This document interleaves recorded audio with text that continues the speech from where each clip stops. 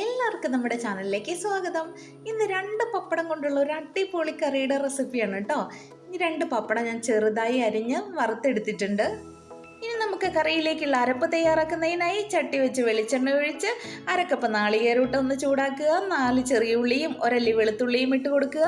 നാളികേരമൊക്കെ മുക്കാഭാഗം വറവാകുമ്പോൾ ഇതിലേക്ക് 1/4 ടീസ്പൂൺ പെരിഞ്ചീരകം, 1/2 ടീസ്പൂൺ മല്ലിപ്പൊടി, 1/2 ടീസ്പൂൺ മുളക് പൊടി, ആവശ്യത്തിന് ഉപ്പ് എന്നിവ ഇട്ട് നന്നായിട്ട് വറുത്തെടുക്കണം. ചൂടാറിയതിനു ശേഷം അത് മിക്സിയുടെ ജാറിലിട്ട് അരച്ചെടുക്കുക. അരപ്പെല്ലാം റെഡി ആയി കഴിഞ്ഞാൽ നമുക്ക് കറി റെഡിയാക്കാം. വെളിച്ചെണ്ണ ഒഴിച്ച് കടുകിട്ട് പൊട്ടിച്ച് കറിവേപ്പിലയും ചെറിയുള്ളിയും കൂടെയും ചേർത്ത് വഴറ്റുക.